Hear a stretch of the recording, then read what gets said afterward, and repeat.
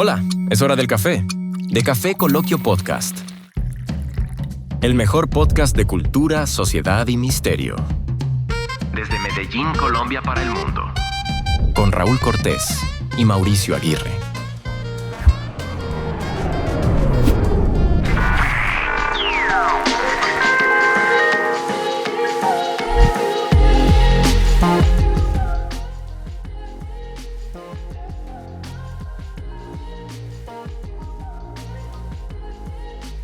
Mauricio, no están en altares, no están en iglesias, ni templos, ni en catedrales, no tienen un sitio reconocido por el Vaticano, no han sido canonizados, pero están al borde del camino, están en un pueblo, en una calle polvorienta, y son los llamados santos paganos, santos populares, que nacen de la misma necesidad de la gente.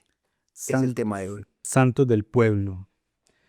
Un saludo muy especial para todos nuestros oyentes, bienvenidos.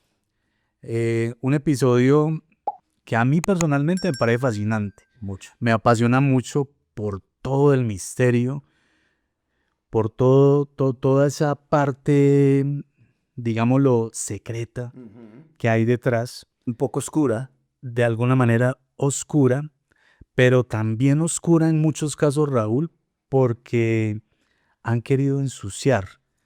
Lo que ya está establecido ha querido ensuciar y hacerlo ver mal, pero que hay también algunas historias bonitas detrás de esto. No necesariamente todas tienen que ser oscuras. Mauro, pero es que de hecho son llamados, como lo dijiste ahora, santos populares, pero también santos del pueblo, e inclusive fueron llamados santos paganos. Santos paganos, y tú hacías una investigación muy interesante acerca del término pagano. Me parece interesante pues contextualizarlo porque pagano viene del latín y realmente sería campesino, un aldeano. Pero cuando el cristianismo empieza pues a ser la religión preponderante, empiezan a perseguir a estas personas que no profesan la misma religión cristiana, que viven en las aldeas o en las villas y que adoran otros dioses. Entonces fue evolucionando y de hecho también llamaban paganos a los que no creían en el cristianismo, sino que creían en los dioses, bien sea griegos o romanos. Qué tremendo como los que fueron perseguidos en un tiempo Se vuelven perseguidores. se vuelven perseguidores, ¿no? Y vamos a hablar de 4 en específico, ¿cierto? Así es. Pero antes de empezar, yo quiero hacerles la invitación de siempre, que es que se pongan cómodos. Yo les recomiendo mucho el auricular porque pueden tranquilamente aislarse y escuchar el episodio concentraditos. Los invito también a que se tomen una taza de café y que le den de una vez a me gusta. No olviden compartirnos para que esto siga creciendo más y terminemos siendo una gran comunidad, ¿cierto? Los invito entonces a un café y te invito a un café, Raúl. Hombre, me gusta cómo suena. Suena chévere. Andrés. Vea, Mauro, vamos a viajar a México y saludamos a nuestros oyentes suscriptores en Un México. saludo súper especial a toda la gente de México. Sabes que nos escuchan mucho en México. Claro, en México, en Argentina, en Uruguay, bueno, en fin. Mauro, nuestro viaje comienza en una población llamada Espinazo. ¿Vos has oído hablar del término Espinazo? Claro que sí. Vos sabes que México y Colombia comparten mucho su cultura, términos, usos, costumbres.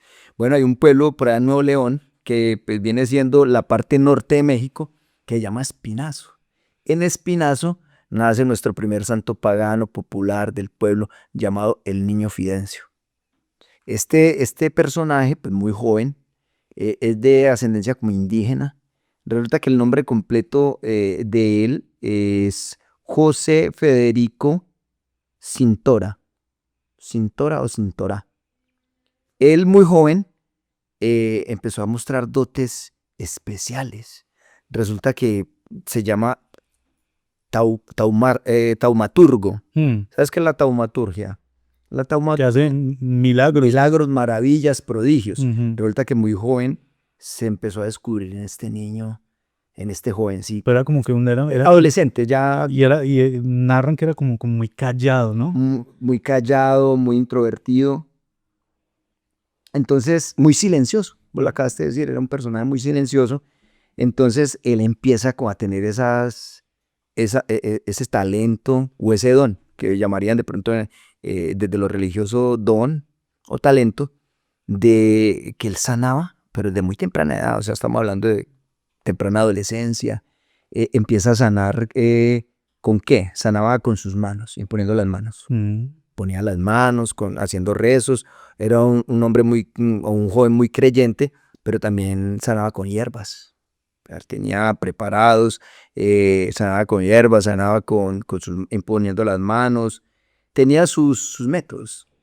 Y algo característico de las personas como el niño Fidencio, estamos hablando pues de un santo, de que hoy día ya consideran santo popular o santo del pueblo, pero también fue considerado como un santo vivo, ¿no? Cuando estuvo pues en vida. Pues que mira, se me pasaba por alto también, él no solamente sanaba con la imposición de manos, con hierbas, sino con la mirada, o sea, era el poder, el magnetismo que tenía, sanaba con la mirada, y se dice que gente de muchas regiones de México acudían a conocerlo, a mirarlo, a que los mirara y a poderles sanar sus dolencias. Y algo muy particular o que caracteriza a este tipo de personas es que no cobran, no piden plata. ¿No? Se dice que él no cobraba nada a cambio del milagro, sino que él lo único que lo hacía movido por su fe. Y me acuerdo también, Mauro, aquí han habido también personajes así. Creo que en un capítulo ya de mucho tiempo nosotros vivimos en el sur, acá en el área metropolitana de Medellín, más precisamente en Itagüí, y en un municipio cercano en La Estrella, había un hombre llamado el policía. ¿Vos te acordás? El policía era un hombre también como un curandero. La gente que tenía problemas de descomposturas, inclusive fracturas, daños, en fin, él iba y los sobaba. Y hombre, a los 2, 3 días o a la semana están súper bien. Una de las cosas que dicen que tenía el secreto, que rezaba. Rezaba y sobaba y él no pedía nada a cambio. Lo que le quisieran dar, de hecho, él no pedía nada. Entonces mira que es como una característica especial de estos personajes. El niño Fidencio hacía esto. Y dice que solamente lo hacía por su fe. Pero el niño Fidencio, Raúl, ¿era un niño o era un adolescente? Era ya una persona adulta, joven, pero tenía un aspecto muy juvenil y de hecho creo que murió joven. Entonces, hoy en día en México cuentan que hay personas que frecuentan pues sus lugares de devoción o altares o lugares que han hecho para buscar su favor, y creo que este niño Fidencio toma personas como mediums. Mira que cuando tú hablas de que también aquí en Colombia, recuerdo que había un niño en el suroeste de nuestro departamento. Nosotros estamos ubicados en Antioquia, y en el suroeste del departamento, en una población o cerca a una población que se llama Titiribí, incluso era como un caserío a orilla de carretera principal. Había un niño, yo sí llegué a ver a este niño, era un niño pequeño. Ajá. Y este niño en un momento tuvo mucha fama, creo que la región se llama Albania, y mucha gente iba, que ese niño curaba también. Ese niño al parecer imponía manos y rezaba por la gente y se curaba. Pero tuvo un momento pues como de que sonó mucho, pero también se difuminó y no se volvió a saber. Unos 15 minutos de fama. Pues. Es correcto, sí. Mauro, pero entonces para seguir, porque no nos podemos ampliar pues mucho para que de pronto no alargue el capítulo del día de hoy, de México, ahora viajamos a Argentina y saludamos a nuestros suscriptores y oyentes allá en Argentina. Claro que sí, un saludo para toda la gente de Argentina. Tenemos varios suscriptores allá, los saludamos. Hombre, vamos a hablar de un santo también popular, pagano del pueblo, no reconocido por el Vaticano, llamado el Gauchito Gil. ¿Dónde sucedió esto en Argentina? En una parte llamada Corrientes. Entonces, mira, te digo el nombre completo del Gauchito, se llamaba Antonio Mamerto Gil. Antonio Mamerto Gil. Mira, él le decían el Gauchito, y aquí quiero hacer como una precisión, que es gaucho. Hemos oído hablar de gaucho. El gaucho era aquella persona que tenía unas dotes y unas capacidades para montar a caballo y para la ganadería. Y resulta que el gaucho no solamente es de Argentina, Mauro, ¿no? Es de Uruguay, de Chile también, de Paraguay, y allá hasta donde llega. ¿A Brasil o qué? Brasil y Bolivia. El gaucho, y de hecho es un término. Entonces, un gaucho es lo que diríamos entonces como un vaquero. Un vaquero, y en el caso nuestro, de los llanos orientales, colombianos y venezolanos, un llanero.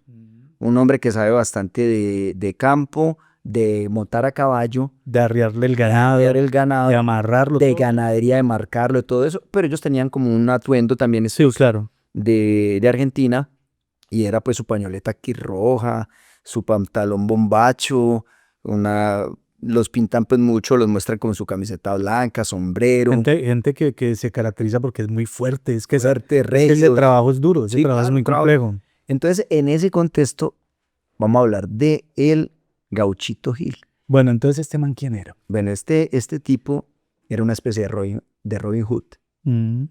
Se cuenta que él robaba a los ricos como para favorecer a los pobres. Entonces empieza a construir esa fama y él en un momento fue reclutado para una guerra que se presentó entre Argentina y Paraguay. Pero él no quiso. Él, pues, O sea, él lo reclutan, pero él desertó, según tengo entendido, Sí. ¿cierto? El hombre se Sí. vuela, él logra desertar, pero es capturado. Pues que Mauro dice que él no quería participar en una guerra que le parecía injusta. Eso escuché, sí. Sí, que era contra Paraguay. Entonces, desertó con otros personajes, con otros compañeros que tenía, para no pelear en una guerra que, vuelvo y te repito, él consideraba injusta. Fue atrapado, fue juzgado y fue trasladado a otra región donde él sabía que lo iban a matar, pero creo que logra tener unas cartas de indulto, no llegan a tiempo. La cuestión es que un señor, creo que de apellido Quiroga,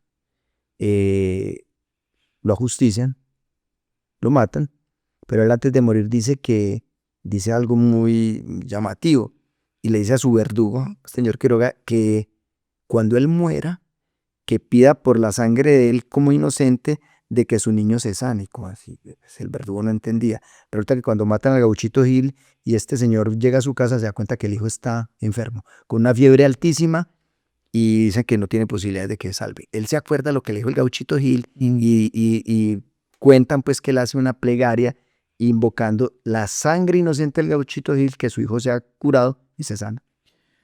Y ahí me imagino que se difumina por todas partes la leyenda de No, el Gauchito. imagínate que ese milagro pues movió a la gente, y no sabemos si es leyenda, mito o algo, pero ese milagro que ocurrió pues hizo que se disparara esa creencia en este gaucho Mm. llamado el Gauchito Gil como milagroso. Vení, vos ahorita que socializábamos, hablábamos del niño, El niño Fidencio. del niño Fidencio, y tú me hablas de que él tenía unas pláticas poco ortodoxas y que hizo algo que me parece incluso hasta gracioso. El cura a un mudo, ¿no? Hay una anécdota de que curó un mudo, le llevan un mudo, esto, vuelvo y te repito, esto de estos santos populares, inclusive los santos reconocidos por la iglesia como Francisco de Asís y todos estos, también tienen unas leyendas que uno no sabe que es cierto Si y que es no. cierto o no, porque es una cosa muy Sí, fantástica. del niño Fidencio se habla de que le llevaron un mudo. Bueno, él cogió el mudo, lo llevó, lo mete a un recinto cerrado y resulta que había un tigre. Pero el tigre no tenía ni colmillos ni garras, y cuando el mudo Pero vos no sabía. el mudo no había, y cuando el mudo lo empezó a gritar, recuperó la. Pues que se recupera y grita Es cualquier. un chiste, pero está dentro de ese conocimiento, esa mitología Está popular. dentro de las historias de lo que hizo este muchacho, ¿no? Pero volvamos pues al gauchito. El gauchito hoy en día para muchos, porque tiene muchos creyentes, es como una imagen de protección, de justicia y de ayuda al más débil, al desamparado. De hecho, cada año miles y miles de personas le rinden tributo al Gauchito Gil. Y hay unos lugares específicos donde tiene sus altares, donde hay una estatua de un santo, pues, de una figura a la usanza de gaucha, Ujú. con sombrero, con todo su traje, de bigote, lo pintan, y de hecho creo que hay unas películas en Argentina que hablan del gauchito. ¿Ah, sí? Sí, claro, porque es que es una figura que encierra como toda la lucha por el pobre y por el oprimido, y que está a favor de él, y que lo ayuda. Bueno, lo que sí puedo decirte es que, voy a decir algo muy charro, ¿cierto? Pero dentro de los santos populares en la Argentina, es uno de los más populares. El Gauchito Gil. El Gauchito Gil es muy venerado y mucha gente sigue al Gauchito. tiene sus templos, como te digo, le llevan ofrendas florales, le hacen peticiones, hay placas de gratitud por favores recibidos. Es una locura completa porque mucha gente, basados en la devoción, han recibido milagros. Tremendo lugarcito. Sí. Hombre, acá yo me acuerdo de algo, Mauro, y podría ser tema como de otro podcast. Acá hace muchos años, de pronto para la gente que no escucha de otra generación, en el Valle del Cauca existió un personaje que le llamaban el monstruo de los mangones. Acá, sobre todo en el Valle, Mangón es un terreno baldío muy grande, o sea, una zona verde muy grande. Yo creo que en los diferentes departamentos y en los diferentes países del continente tendrá otro nombre, ¿cierto? Un bosque, una zona verde, pero acá le decían mangones. En el valle les dicen mangones, aquí le llamamos la manga. Una manga, un potrero. Un potrero, o como decís tú, un bosque, o en un monte. Exacto, entonces este monstruo de los mangones... Pero bueno. Pero venga, a lo que yo quiero llegar, haciendo un paréntesis, acá en Colombia. Pero acá en Colombia, porque para que quede claro, es un pequeño bosque o un potrero, pero muy dentro de la ciudad, o sea. Sí, un lote baldío o cerca de la ciudad. O cerca de la ciudad. Donde había cañaduzales. Este tipo robaba niños. Resulta que se dice que tenía un problema de la sangre, entonces lo que hacía con los niños era que lo robaba, andaba con un doctor y con una enfermera. De hecho hay una película. Sí, y le sacaba la sangre porque él creo que tenía leucemia o algo. En todo caso, desapareció muchos niños y fue llamado el monstruo de los mangones. Ese puede ser otro tema de podcast. Este señor muere y empiezas a hacer milagros. Yo te contaba hace un tiempo que tuve la oportunidad de estar allá en Cali, que es la capital del valle donde él vivió, y estuve en ese cementerio y fui a la tumba de él. Y encontraste que encontré notas de gratitud, placas y cosas. Ofrendas, me imagino. Sí, dándole gracias a este señor por los milagros recibidos. Un tipo que mataba niños, que desaparecía niños, se vuelve como una especie de santo popular que hace milagros. El monstruo de los mangones. Qué locura esto, ¿no? Como una persona estas termina siendo un santo, ¿no? Mauro, volvemos a Argentina. ¿Con quién seguimos? Hombre, seguimos con una mujer. ¿Cómo se llama? No me acuerdo cómo se llama. La difunta Correa. Pero la historia de ella es bien tremenda, ¿no? Es bien triste, pues, cómo finaliza. Y sabes que muy humana. Cómo su fin y cómo termina. Pero me parece muy humana. Sí, porque mira que cuenta la leyenda que ella se va detrás de su esposo. ¿Cómo se llamaba ella? Digámosle a la suya. Deodolinda Correa. Deodolinda Correa. Deodolinda Correa. Ella se va detrás de su esposo, o sea, se encamina con su esposo para una región, creo que al norte de Argentina. Ella lo está siguiendo porque a él se lo llaman para el ejército. A él se lo llaman para el ejército, era un militar y ella se va detrás de él porque pues tiene un niño casi que recién nacido. Pues decimos así, se va detrás de él, pero ella se va con él, ¿cierto? Se va con su esposo. Al parecer eso como que tuvieron que hacer una travesía fuerte porque tienen que atravesar un desierto. Sí. Y en ese desierto ella pereció. Ellos iban con un bebé, con un niño. Ella llevaba un niño pequeño que pues nosotros coloquialmente podemos decir que un niño de brazos. Porque todos los niños tienen brazos. Sí. Entonces era un niño muy pequeño. Era un bebé recién nacido. Ella muere de sed. Pero ella murió de sed, sí. Ella muere de sed. Y como dice Raúl, tenía pues un niño pequeño. Y cuando la encuentran pues muerta, pero su bebé todavía vivía. Alimentado. Y vivía porque logró sobrevivir alimentándose pues de esa leche materna. De la leche materna, ¿cierto? Entonces, a partir de esto se genera pues una gran devoción por esta mujer. Esa madre protectora. Esa madre protectora la llevan y la consolidan a esa figura de santa. Incluso trascendió, Raúl, porque no solamente en Argentina. Esto pasó en Argentina, pero también trascendió y es muy venerada en Chile. Sí. Bueno, saludamos también a nuestros oyentes. Un saludo para todos los chilenos desde acá, desde Medellín, Colombia.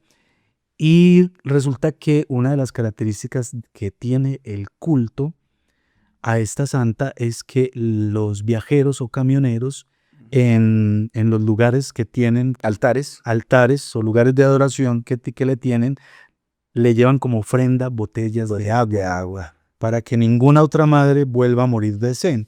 Pero ella empezó a hacer milagros. Sí, al parecer sí. Empezó a hacer milagros.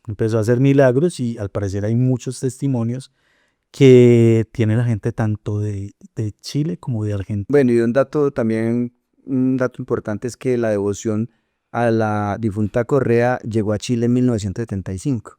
Creo que no habías nacido.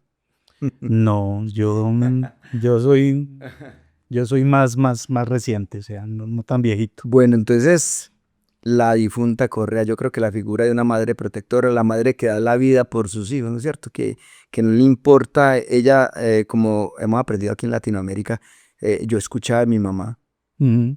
y de muchas madres que se sacaban el pan de la boca para dárselo a los hijos, ¿has escuchado eso? Sí, Entonces esta santa, la difunta Correa, encierra como ese amor fraterno, ese amor materno, perdón, materno, de que dio inclusive la vida, o sea, muere de sed, pero lo último de ella, sus últimos esfuerzos, su leche materna, nutre a su hijo para que no muera ahí en pleno desierto. Se vuelve famosa, se vuelve una santa devoción de muchos argentinos y de muchos chilenos. y es muy venerada en Chile y en Argentina.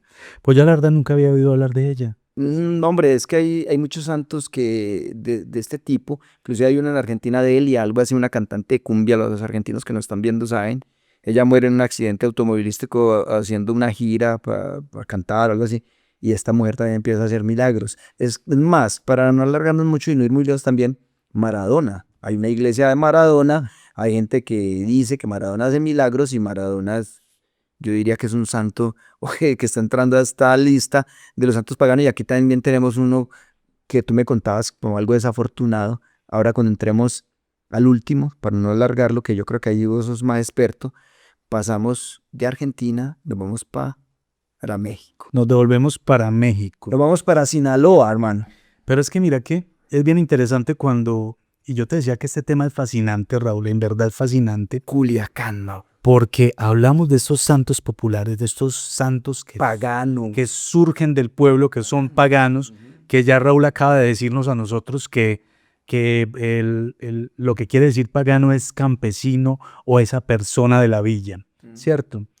Y esos santos surgen de allí, de este tipo de clases sociales, De la necesidad. de las necesidades de estas personas que tienen ese grito desesperado de ayuda y que no son escuchados, y entonces que finalmente, al parecer sí son escuchados por estos personajes. Bueno, Mauro, entonces venga, vámonos para Culiacán, llegamos a Sinaloa y nos encontramos con un señor llamado Jesús Malverde. Nació por allá en 1800. Yo le voy a dar la palabra porque vos sos como experto en Malverde, ¿o qué? No tanto experto en Malverde, pero sí he estado leyendo acerca Contanos qué estás leyendo. acerca de Jesús Malverde. Y bueno, yo quiero aprovechar, Raúl, para mandarle un saludo y darle el crédito a quien se lo merece, que es un señor que se llama Esteban Cruz Niño. Y pues me voy a tomar el atrevimiento de mostrar en cámara la portada. No nos están pagando. La portada no nos están pagando, pero pues sí me he documentado mucho de este libro, se los recomiendo. Y le mando un saludo muy especial a Esteban Cruz. Investigador, periodista, antropólogo. Es un antropólogo, el señor es de Bogotá, ya hace poco lo descubrí. Y el tipo es un teso, hermano. El tipo es autor de varios libros, uno de los últimos es este. Inquieto, investigador. Un tipo, tú dijiste la palabra, un tipo muy inquieto y es de esos investigadores que salen a campo y que van y entrevistan. Y bueno, este señor se fue para México y el hombre investigó acerca de Malverde y un personaje que realmente ha trascendido porque este sí es muy, muy internacional. Entonces te cuento de Malverde. Tú decías que él nació por allá en los 1800. Sí, ¿cierto? en 1800 algo. Resulta que hay varias historias acerca de Malverde. Por cierto, ¿sabes por qué le decían Malverde? Pero Malverde no era el apellido de él. Sí, pero es que ahí hay algo que no se sabe. Mira, Pero la verdad no sé por qué le decían Malverde. mira, una de las teorías pues de que te dicen Malverde es que este señor tenía la característica de que cuando lo estaba persiguiendo la ley, el tipo se metía al monte entre los cultivos de plátano y se camuflaba con el verde de las matas de plátano. Entonces de ahí viene el asunto Malverde.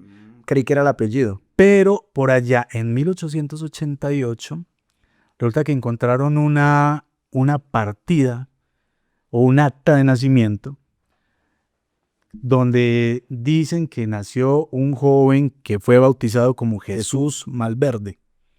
Entonces, a partir de esa acta de nacimiento, empezó como un debate porque muchos decían, no, Malverde no existió, Malverde es un mito. Pero resulta que hay un acta que dice que efectivamente este señor es un personaje real, sí. Que es un personaje real, pero existió. Este señor es un hombre que nace allá donde tú dices, en México, en esta región de Sinaloa, en un pueblito cercano a Sinaloa.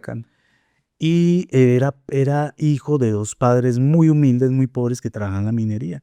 Estas dos personas mueren pues básicamente de hambre, muy empobrecidos, al parecer trabajan en la minería, y pues Malverde crece en esa desigualdad social, en el contexto tan duro, en un México donde eran muy pocos los que tenían mucho y muchos los que tenían poco.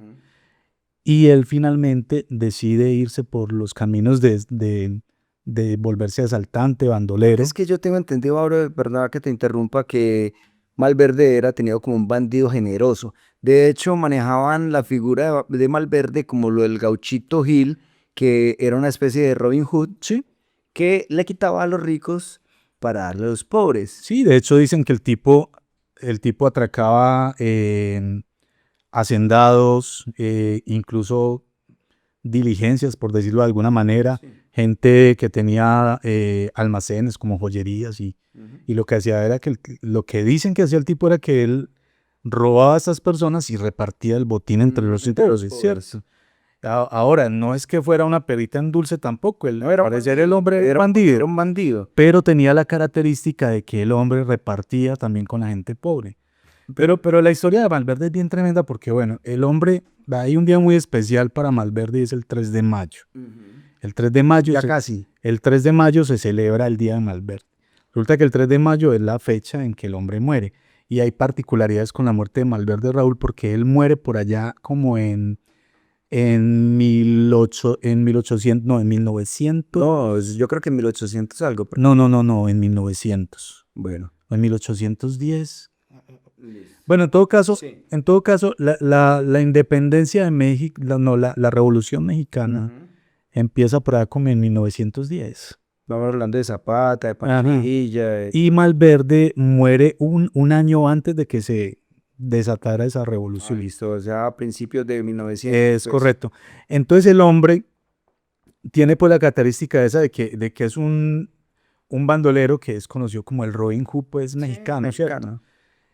Este señor está siendo perseguido por el ejército. por el la ejército, policía, el gobernador el gobernador de allá de Sinaloa. de Sinaloa, y el hombre al parecer es herido en el abdomen, le meten un Ujú. balazo en el abdomen, pero él logra escapar. Sí. Él logra escapar, está reunido con su banda y le dice a los de la banda, hombre, ¿por qué no hacen algo y me entregan? Ujú. Reclaman la recompensa que están dando por mí y reparten esa plata entre los pobres. Sí. Eso es lo que dicen que el hombre hizo, ¿cierto? Le hacen caso, lo entregan, este señor sufre bastante. Cuando lo entregan, al parecer fue muy torturado y azotado y todo. Y el hombre, el gobernador lo manda a colgar. Después de muerto lo manda a colgar, y dicen que lo mandaron a colgar de los pies. En la plaza ¿Y lo degollan? No, ¿Ya muerto lo colgaron de los pies? ¿O? no, colgaron su cuerpo. Sí. Colgaron su cuerpo, pero no es que lo hayan degollado, pues no fue lo que leí pues en la investigación que hace Esteban Niño.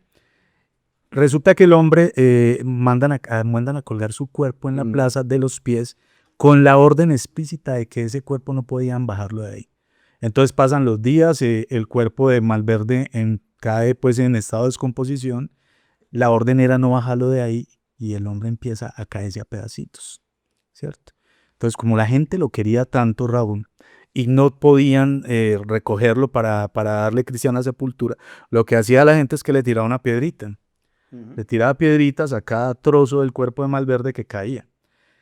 Fueron tantas las piedritas que fueron tirando, esto se volvió costumbre y siempre que pasaba la gente tiraba una piedrita y se forma ahí un montículo, una montañita, y empiezan a generarle culto allí. Allí de hecho montan una capilla. Mauro, un paréntesis, ve.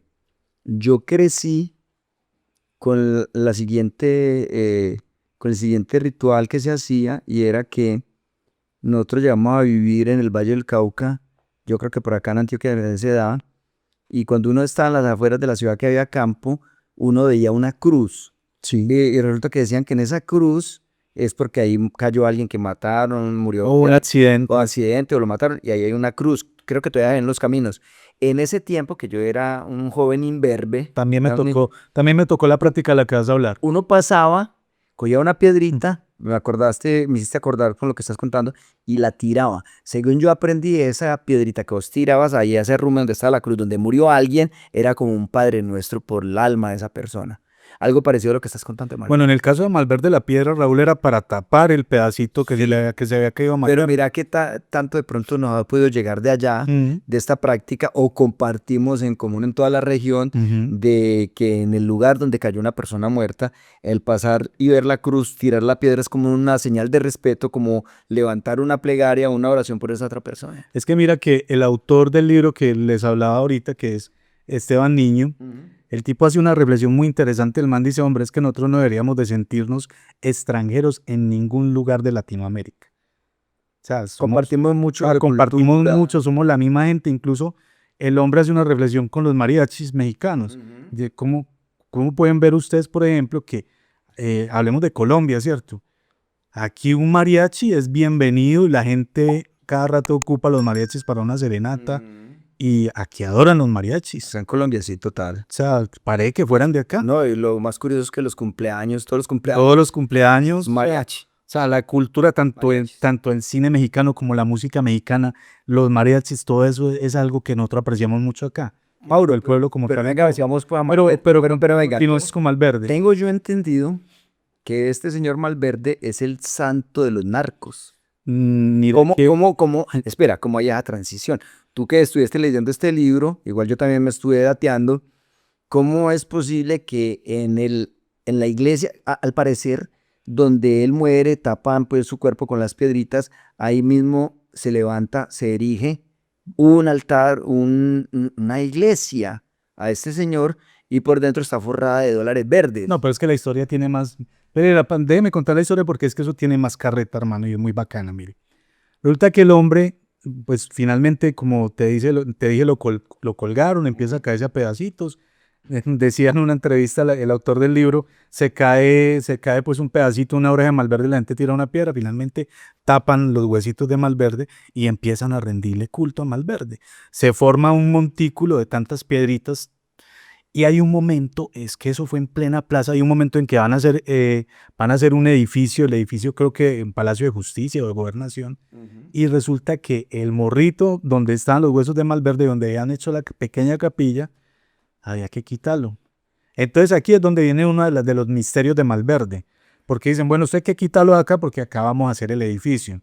Resulta que la gente venga, pero ¿cómo van a quitar eso? Aquí está donde le rendimos pues la oración a Malverde. Ya estaba haciendo milagro Malverde. Ya estaba haciendo, la gente ya quería mucho a Malverde. Y entonces dice el gobernador, no, eso hay que quitarlo, hermano. Entonces llega un contratista, ingeniero contratista, y dice, bueno, a mí me contrataron para esto.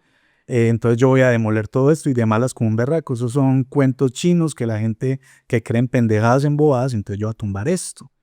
Resulta que llega y manda a traer es que un taladro, una vaina muy especial para demoler eso. Inmediatamente prenden el taladro y van a empezar a funcionar con el taladro y se quema. Entonces la gente genera pues eso misterio en la gente, dice, reaccionó Malverde. Este señor que no se aguanta eso y dice, esos son boas, cualquier cosa se daña, manda a traer otra máquina, una máquina especial pues más moderna, y dice, tumben eso. Pues llegan, la prenden, minuto de prendida y se quema la máquina. La gente dice, hombre, aquí está pasando algo. Ya finalmente este hombre que dice que no creía en nada de esto, agarra él también una máquina, un taladro y dice, entonces yo mismo voy a tumbar esto porque son bobadas, como decía, voy a ganarme mi contrato porque a mí me están pagando para esto. Y cuando va a tratar de tumbar el montículo, el hombre le da un infarto. Y se lo tienen que llevar de ahí. No sé si se murió en ese momento. El cuento es que le da un infarto, entonces ya la gente dijo, aquí está obrando Malverde. Al parecer al gobernador de la época también le dio como sustico, entonces ya negoció con la gente y les dijo, yo necesito hacer acá el edificio. Entonces les voy a dar ese pedacito allí para que ustedes allá hagan la iglesia de Malverde o la capilla, el lugar de oración. Resulta que lo hacen, eso es una iglesia hecha por el pueblo. Hay un señor que le prometió a Malverde, que es otra historia también, que el tipo le promete a Malverde que le va a hacer la parroquia o la pequeña capilla. y la gente empieza a donar cemento, empieza a donar ladrillos, otras personas donan su trabajo hasta que finalmente hacen la conocida parroquia o iglesia de Malverde. Y lo que tú dices del santo de los narcos es que Malverde es objeto de devoción tanto para el pueblo, la gente del común, para los narcos también. ¿Por qué? Porque como el hombre fue bandolero, entonces hay como cierta afinidad entre ellos. Él se vuelve muy famoso cuando un señor, creo que de apellido Félix Gallardo, algo así, incluso le hicieron una novela, una serie de un señor que fue conocido en México, narcotraficante poderoso, conocido como el Señor de los Cielos. Y este señor sí existió, el Señor de los Cielos. Al parecer tenía una flota de aviones y el hombre se dedicaba pues a contrarrear el polvo blanco por todos lados o para donde fuera. Este señor en sus inicios arrima a esta parroquia y le pide a Malverde que le ayude a salir adelante en eso, y pues le prometió, no sé qué le prometería, pero algo le prometió. A lo mejor a mejorar pues la parroquia, lo que sea, y a partir de ese momento empiezan a vincular a Malverde como el santo de los narcos. Entonces en México pasa algo muy interesante en ese lugar. Mira, esa iglesia está abierta, la iglesia de Malverde o la parroquia de Malverde está abierta 24/7. Dicen los de la región que de noche van los malos y de día van los buenos. Y una de las características que tiene esta iglesia es que cuando tú entras allí, las paredes, dice el autor del libro que estuvo allí, No, y puedes ver las fotografías. y tú puedes ver las fotografías también. El hombre dice que lo sorprendió mucho eso, que las paredes son verdes, pero no es verde porque las pintaron de verdes o le pusieron un papel tapiz. No, eso está tapizado en billetes. Dólares. En billetes de dólar. Verdes. O sea, pero también, casualmente, también hay billetes de, no solamente dólares, también hay plata colombiana, billetes de Colombia, incluso billetes de Haití. Pero lo que más predomina son los billetes verdes. Mauro, disculpa. Me acuerdo de varias cositas, de varios asuntos que tienen que ver con la narración tuya de Malverde, y es donde erigen y levantan el templo. Me lleva a mí a acordarme de la historia del Señor de los Milagros en Buga, que es un santo católico.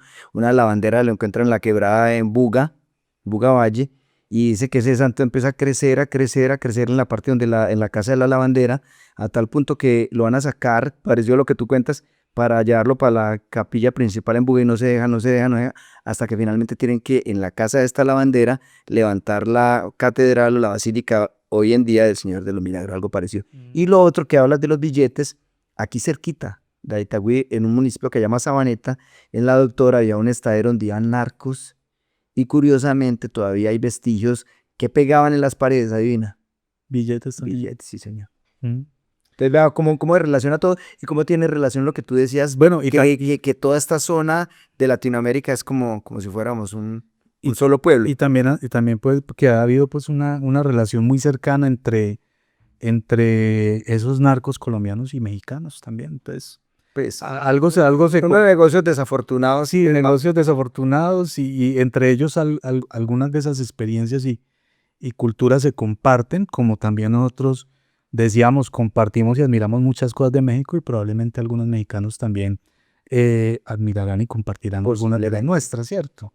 El asunto con el señor Malverde es que se vuelve el santo, diría yo, más popular de México, y ha trascendido fronteras. Incluso allá venden las figuritas de Malverde, incluso les hacen un rezo. Tú te puedes mandar a encargar a alguien que va a México y puedes tener tu Malverde. Pues, pero yo me imagino que Malverde está después de la Santa Muerte, viejo. La Santa Muerte en México tiene una devoción. Sí, es que esa es como decimos, es como, sí, ya eso es algo mucho más, probablemente mucho más viejo que Malverde. Malverde tiene una característica, y es que lo que exige Malverde es que debes cumplirle lo que le prometes. Y si no se le cumple. Porque si no le cumple lo que le prometes, pues no te hace el milagro, ¿sí? Ahora, no he escuchado yo que Malverde sea un santo de venganzas, pero no que... Lo que pasa es que si no le cumples, no, él tampoco te va a hacer el milagro como tal. muchas personas van y piden permiso porque está la principal, como decir el Vaticano de Malverde, la iglesia principal, que es la que te estamos hablando, pero muchas personas van y piden permiso para en carretera y en otras poblaciones colocar también altares o pequeñas capillas de Malverde, donde la gente pueda ir allá también a rendirle devoción. Estoy hablando que de franquicias. De algo de franquicia, no tengan que ir directamente a ese lugar. A la central. Malverde se convierte entonces en ese santo que es como el Robin Hood latinoamericano, mexicano en este caso, que ha trascendido fronteras, como te decía, que mucha gente, no solamente en México, sino en Colombia, ha tenido pues una acogida tremenda entre la gente pues que gusta de este tipo de santos, cultos, y pues que es muy respetable, cada quien pues con sus creencias, ¿cierto? Pero este es el asunto de Malverde. El hombre tiene su día en el año que es el 3 de mayo, que es precisamente el día en que fue dado de baja. En mayo. Esto es lo que más o menos se logró investigar de Malverde. Hay infinidad de testimonios. La gente en México dice que Malverde se presenta incluso cuando mandan a hacer la capilla y mandan a hacer una figura de Malverde. Se la encargan a un señor y este señor es el que interpreta como él le pareció a Malverde, porque ahorita que no hay fotos de Malverde. Entonces hacen un tipo elegante con sombrero. Con sombrero, bigote. De bigote, muy como del prototipo mexicano, pero un tipo como que muy elegante, como bien parado, ¿cierto? Un hombre recio, y lo caracterizan como Malverde. En realidad no se sabe si Malverde era así. Claro. La gente tiene muchos testimonios, Raúl, de milagros que le ha hecho Malverde.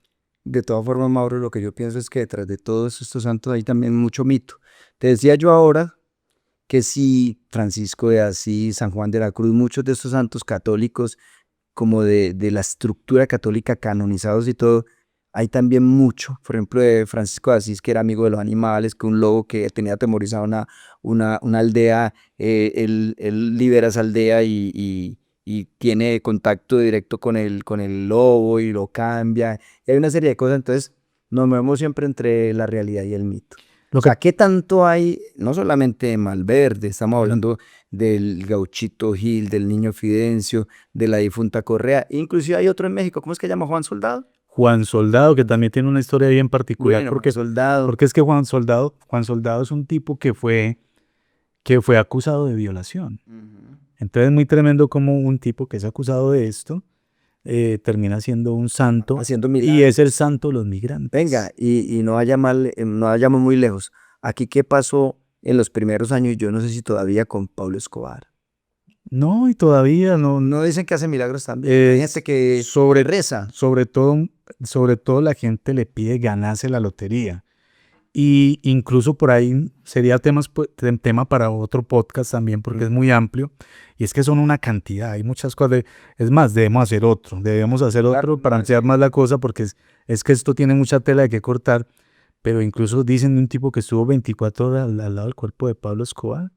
Y el tipo le pidió que quería ganar la lotería y creo que la ganó. Mira pues el asunto para que vayamos cerrando, porque yo sé que esto tiene mucho. No, es mucho. Y muy interesante pues lo que nos compartes de Malverde. Es mucho en el caso de Malverde y también son muchos los testimonios de mucha gente. Va gente de Estados Unidos, gente de Colombia, gente de muchas partes a pedirle a Malverde.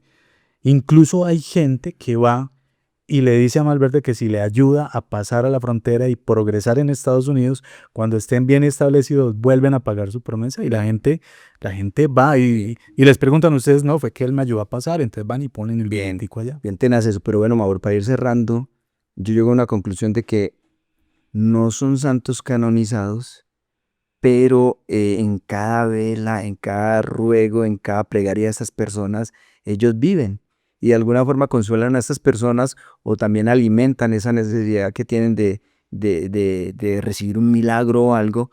Y me acordaba y quería cerrar con esto. Hubo un santo por mucho tiempo, pagano y popular, que este año fue canonizado. ¿Sabes quién? José Gregorio. José Gregorio. José Gregorio Hernández, o sea, de Venezuela. Mira, y fue también de estos paganos. Y hoy en día, pues, es un santo venezolano que inclusive fue canonizado bajo el papado de Francisco. Un santo que es muy popular, básicamente en toda la región. Entonces mira cómo un santo pagano popular o del pueblo se convierte en un santo. Claro que con una diferencia, porque a diferencia de Malverde y los otros, fue un médico que en vida fue conocido pues como un médico muy bondadoso, caritativo, altruista, en fin. Y también contemporáneo con otro médico alemán que tuvimos por ahí un podcast muy interesante, el doctor Noche. Ahora, pero entonces, ya para cerrar, porque nos estamos extendiendo un poco, las conclusiones finales, hombre. Mire, yo creo que, como decías al principio, estos santos nacen de ese clamor de las personas que de pronto no han sido escuchadas por lo tradicional y que también en sus corazones ellos sienten que lo que pasa es que este es de acá, del que me están hablando es de por allá. Muy cercano. Es de por allá, del viejo continente, yo no lo conocí. Un santo italiano, alemán. No sé si existió, en cambio este es de aquí, este nació y creció aquí entre nosotros y algunos de carne y hueso. Algunos lograron verlos, otros al menos dicen, este es de acá. Y este comió frijolitos como los que comemos nosotros y tuvo pues como la posibilidad de caminar entre nosotros, que sería también lo que puede sentir una persona en Israel caminando por las calles de Israel, sabiendo que por allí caminó Jesús y los discípulos de Jesús. Claro, todos estos personajes. Entonces son esos santos que son nacidos directamente del pueblo y que de alguna manera hay mucho amor dentro de eso. Bueno, muy interesante pues el acercarnos un poco, hacer una aproximación a, digámoslo, de ese fenómeno de los santos paganos, de los santos populares, de los santos del barrio, de los santos de la calle, inclusive de los santos malandros, que más adelante es tema interesante del que vamos a hablar. Malandros. Pesado ese tema, bastante pesado porque tiene mucho que ver con la santería, pero ese es un episodio que le estamos preparando, queremos darles una entrega bien elaborada acerca de lo que es la corte malandra, así se llama eso. Raúl, si llegamos al final del episodio, no quiero despedirme sin recordarles que nuestro correo electrónico es kfecoloquio@gmail.com, así como aparece aquí. Y bueno, como siempre, estamos muy pendientes de que nos escriban, de que hagan sus comentarios. Probablemente hay mucha gente que nos escucha en México que sabe más del tema de Malverde, pues queremos escuchar qué piensan ustedes. Leerlos y también, ¿por qué no?, leer esas sugerencias de los temas que ustedes quieren que nosotros tratemos en el podcast. Raúl y oyentes, nos vemos en un próximo episodio. Namaste.